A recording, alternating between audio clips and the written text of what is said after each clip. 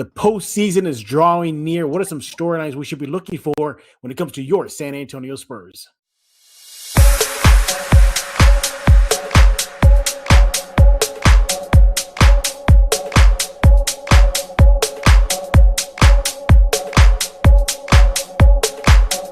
Welcome back to Spurs in Focus right here on YouTube, iTunes, Spotify, even on Amazon Podcasts.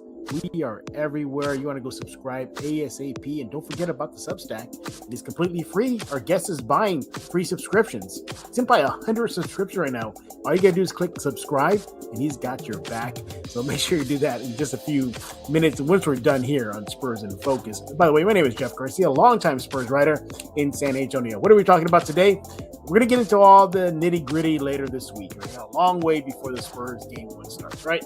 But today we're just looking at an overall generic overview of some storylines that we need to be keeping an eye on with this postseason drawing near.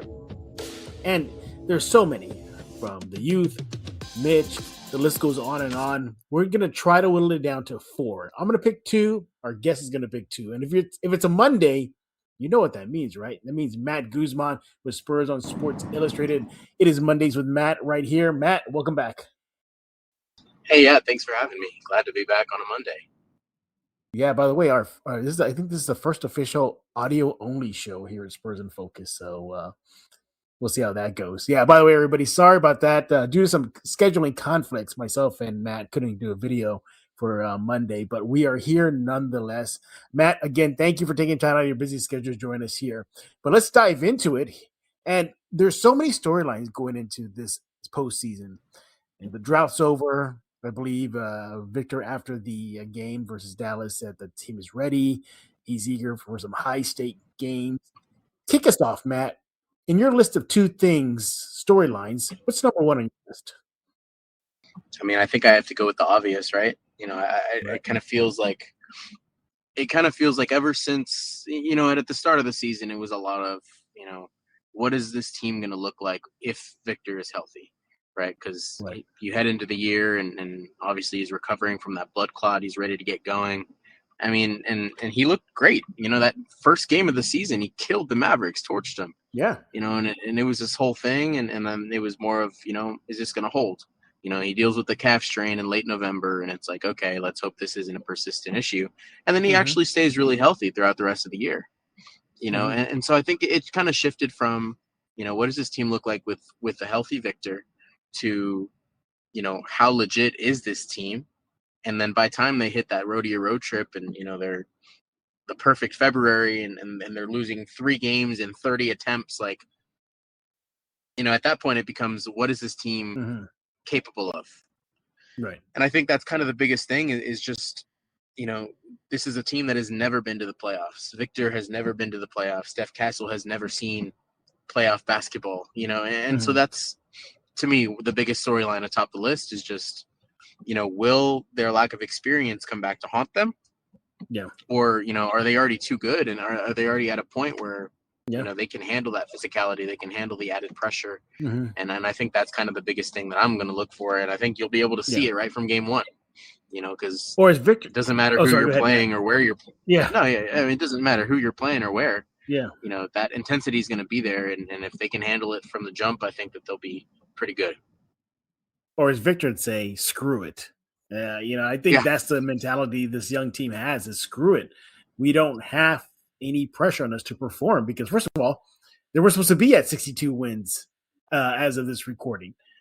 They were not supposed to be number 2 in the West. They were supposed to be middle of the pack team in the West, but here we are. So he's right when Victor says screw it. And you're right, too. That is perhaps the biggest storyline, is the inexperience in the postseason. The core does not have that. You know, you can lean on certain things, though. Steph Castle, you know, national championship, NCAA. Victor Wembanyama in the Olympics, going to the gold medal round, coming up short versus Team USA. Harrison Barnes, obviously, he's won a title. Cornette's won the title. Olymic's been there, done that. But as far as the core, nothing really when it comes for Keldon, when it comes for Devin. So, and obviously Harper, he's a rookie, duh. But nevertheless, you know, they can lean on certain things, you know, but it doesn't duplicate what they're about to experience later on this week. So that is number one on my list too. I'm with you. I think the inexperience is perhaps the biggest concern slash storyline is will they rise to the challenge? I believe they will. Home court advantage is going to help them in the opening round, and they're humming at the right time. One of my biggest fears, Matt, was were they peaking too soon? That was on the beach. I was watching. I was like, man, are they getting their groove on too soon? But here they are at the end of the season, and they're not. They're still kicking ass, basically. Matt, what's on second on your storyline list? Yeah, I think something else that I recently wrote about that was kind of interesting to me, at least. It's I wouldn't say it's high on the list of the top things to look for, but I think it's something that's really interesting, and it's the kind of role that Carter Bryant can play in the playoffs. Good point. Because I really liked. I mean, obviously, what we saw from him in Portland or against Portland with Victor out. He's kind of shown a lot of things this year between obviously the kind of defensive versatility that he brings, the length that he has, the way he can move quickly. There's been so many things about his game that have made him really promising. And obviously, when they drafted him, they were looking for 3-point shooting and defense. And I think both of those things have started to kick up as of late. And, it all kind of came to a head in that Portland game. And Mitch Johnson, as much as I'm sure he hated to have to give it up, he did say he was going to play Carter in the playoffs. He did reveal a little bit of his hand there. And I think that's going to be interesting too, because, Carter Bryant has grown a lot from the beginning of the season. And, he's not the guy that's going to give you 20 points a night right now. But, I mean, you can kind of put him in there. And if you can rely on him to be open, to shoot threes confidently, that's a very valuable asset, especially if you can have him in there for defensive possessions as well. Right. Yeah. Carter Bryant could be a wild card for the Spurs once the postseason begins. Again, we'll get into all the nitty gritty later on this week here at Spurs in Focus. But for right now, again, we're looking at overall generic big picture things right now. And he's part of that big picture because it goes to the team depth. If they can go as far as Carter Bryant on that rotation, Mitch has the luxury of perhaps not having such a tight rotation, perhaps a little bit of a middle rotation where he can go further and deeper in the bench. And Carter Bryant is a part of that. Look, he's hitting his stride from the 3-line, 3 for 3 versus Dallas, career night. The other night, I think we had 17 points. It was just on fire from the 3-line. He is basically, he's everything that they kind of hoped that Jeremy Sohan would have been. He's it. And he's taking advantage of those minutes and he's making an impact. He's forcing Mitch Johnson and the coaching staff to say, we have to play this kid. He can play defense. He can hit the three. He's becoming the 3-and-D guy that they've been looking for. So far, so good. Again, but for him, seriously, kind of like a sub storyline for him is I hope he doesn't shrink in the spotlight. That light's going to be bright on San Antonio once they hit the postseason. He's a part of that. Hopefully that doesn't bother him. We're talking with Matt Guzman. He's with Spurs on Sports Illustrated. You want to follow him on X at MattGZMAN. Again, apologies for no video for this episode, but Matt and I just couldn't get our schedules together for video. So we figured, hey, you know what? As long as we don't skip a Monday with Matt, we're good to go. All right, so Matt gave you 2 of his storylines that he's looking forward to. I'm going to give you mine. And the first one is Victor Wembanyama. Will he be an even more dominant force in the postseason? After the game versus Dallas recently, Jason Kidd said, quote, Victor is one, if not the best player in the world. This is his playoff debut. This is his first postseason after missing the playoffs in the first 2 seasons of his NBA career. He's playing at an all-time level right now. He's MVP caliber level, although it looks like he probably won't walk away with that hardware. But nevertheless, he is the anchor for this team's defense. He is the anchor for this team's offense. The rim protection, scoring, the spacing, the athleticism, everything. He is all that. But how will he perform once it's a high-stakes game, as he mentioned, after the win versus Dallas? I think, Matt, the expectations for him are very high. They are through the roof right now. Can he get even more dominant in the playoffs? How many minutes is he going to play? Are they going to run him more than 30? How much of a nightmare is he going to be for opposing teams. The Spurs are a big title favorite because of him, but we don't know how he'll play once the real season begins, as I like to say. From his workload to the Spurs being cautious with his minutes and his health, we're going to see a ramp up. He's going to get upwards of 30 or more. The playoff physicality, foul trouble, rebounding, when he's on that floor, I think you got to keep an eye on for that. What do you think? Yeah, absolutely. And Victor has kind of upped his game ever since. I mean, this point is kind of hard to tell right? at what time it really took a step forward. But, he's proven that, I think it was what, it's more about the contrast from the beginning of the season and now. Yeah. I'm thinking back to those, like the early trip to Phoenix, when he really, really struggled. I think that was when he had single digits offensively, and he was being faced with all these different defensive schemes and he couldn't figure it out. He's having a little bit of trouble there, but I think, as the season has gone on, he's gotten more comfortable in the offense. Obviously, he's just gotten more confident and he's begun to kind of figure out, okay, I'm seeing this. I've seen this before. Here's how I can combat that. Here's how I can still get to my spots and still affect the game. And so to your point, that is definitely going to be one of the bigger questions is what kind of a force can he be? Just tonight, obviously, Jason Kidd had high praise for him because he scored 40 in 26 minutes, and I think it's one of those things that, you can't truly know how he's going to handle the added pressure and intensity and physicality. You don't know if teams have been kind of saving their hands and waiting to throw different things at him in the postseason. So maybe he does have a little bit of a struggle when he's faced with something really new for the first time. But I think we asked him about it mid-season, or as this stretch was beginning, and do you think, Victor, that you can become even more dominant? I think he said yes. Yeah. And so I'm inclined to believe him, because it seems that this season especially, everything he set his mind to, he's ended up going and just knocking out and passing with flying colors.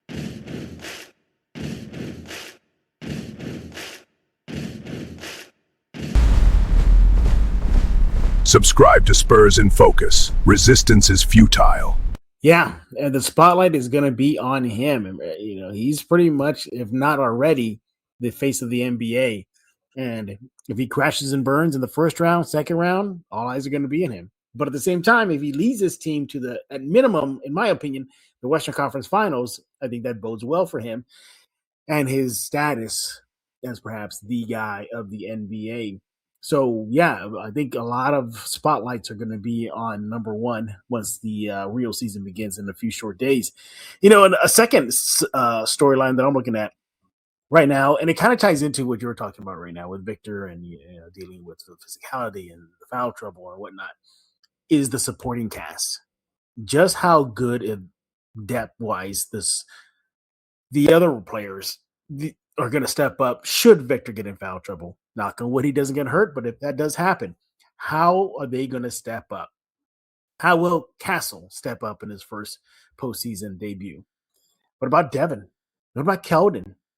Will Fox be the co-star, as many think that he is for this team? Will the young guards be a headache for opposing teams? My point is that how will the supporting cast be there to help Victor get W's and the team obviously get W's? The rebounding, the perimeter shooting, everybody points to the guards, the Spurs. Oh, they can't shoot. Although they're making everybody look like idiots right now because they're showing that they can. The second unit consistency is what I'm looking at, and within that talk that I'm doing right now, as far as my second storyline, is the veterans as well. I know how Barnes has been playing kind of up and down to close the season, but will he be the stable force for this team? I think he will be. The roster is going to get tested, not just of Wemby. How are they going to step up to the plate?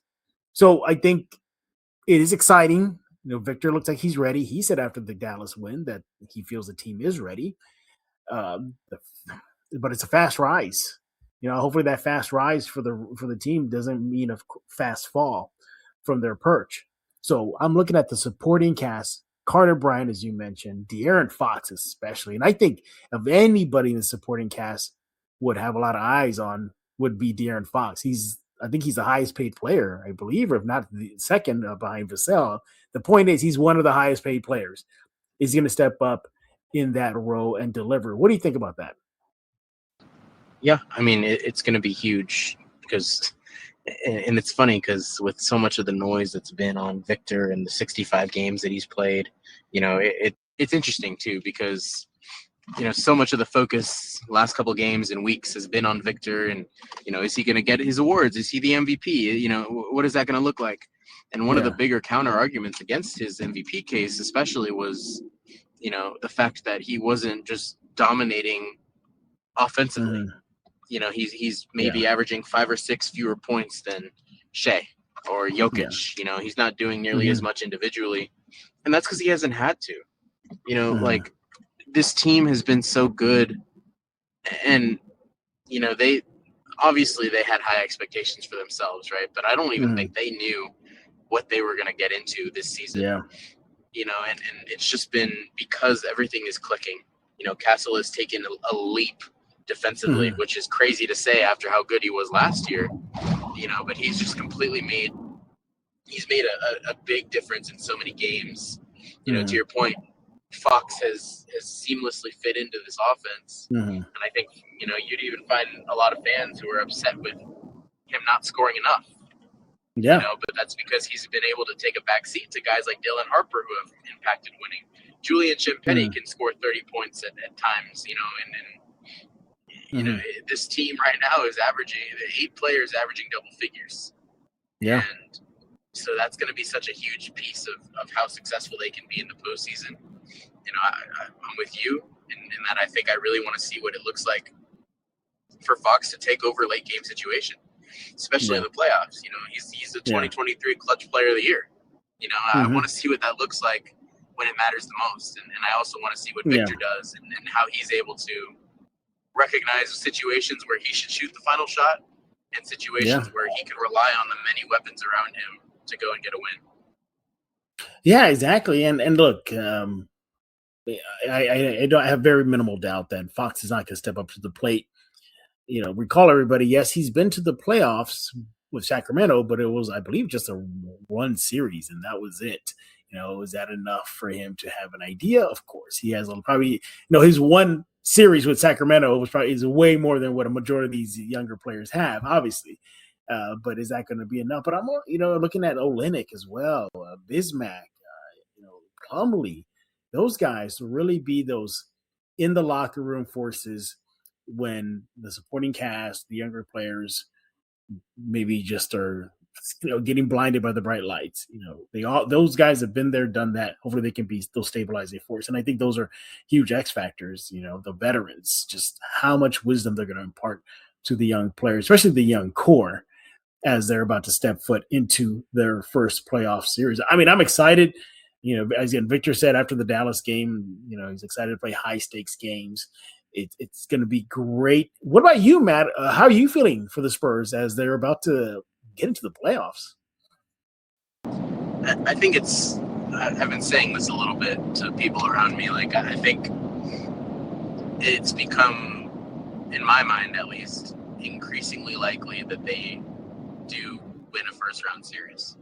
I think I just put out a tweet the other day asking just people's opinion in general of who they least like to face of the 3 potential opponents, which as of this recording are Phoenix, Portland, and the LA Clippers.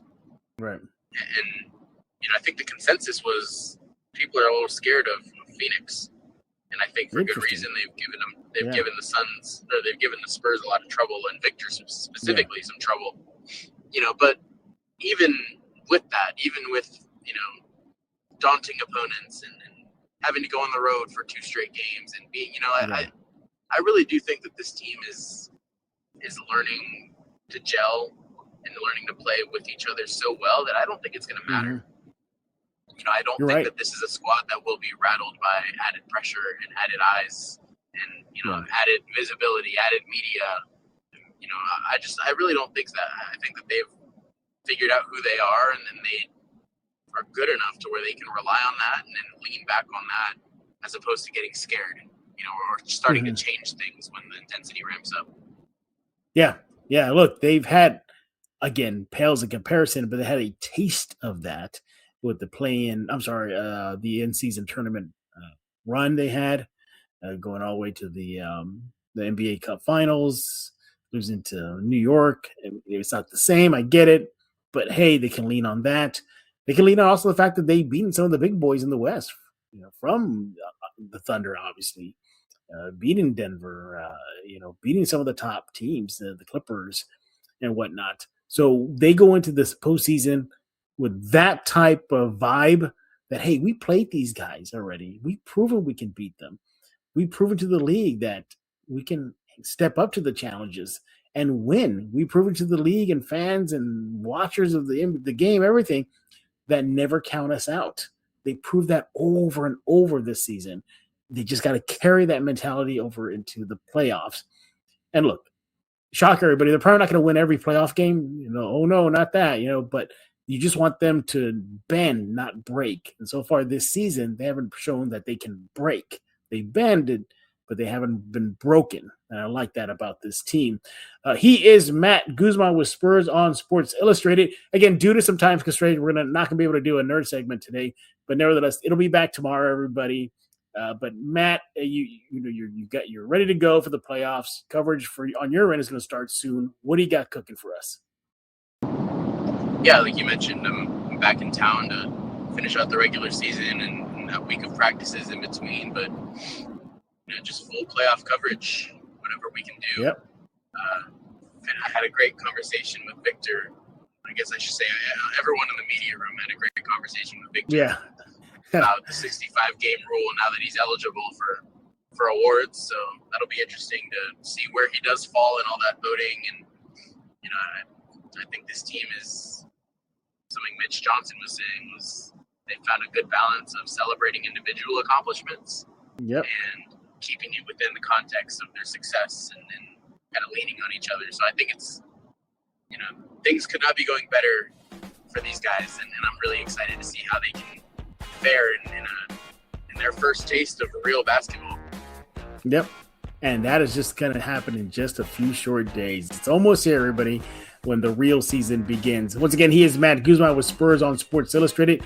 Follow him on X at MattGZMAN. Again, it's Monday. We cannot have a Monday without Matt here on Spurs in Focus. He'll likely be back, everybody, shocker, because it's playoff time and it's all hands on deck here at Spurs in Focus. Matt, thank you for taking time out of your schedule to join us and working with me to schedule in a chat with you this Monday. We appreciate it, Matt. Yeah, thanks for having me, of course. Anytime. Everybody else, we thank you all for making Spurs in Focus your first and only spot for all things San Antonio Spurs. You want to come here only. Don't go to the other places. Come to Spurs in Focus. You can find us on YouTube, iTunes, Spotify, Amazon Podcasts. The list goes on Pocket Casts. There's even a YouTube music channel with Spurs in Focus. It is everywhere. Go subscribe right now. Don't forget about the Substack. It is completely free. As I said in the intro, Matt's buying the first 100 subscriptions. So the first 100 people hit subscribe, don't worry about it. Matt's got the bill. That's it. It's easy. So go do that right now. And we appreciate that. Again, the Spurs in Focus on Substack. We'll be back tomorrow because it is playoff time and we are raring to go. So for Mr. Matt Guzman, I am Jeff Garcia. Now you're in focus with Spurs in Focus.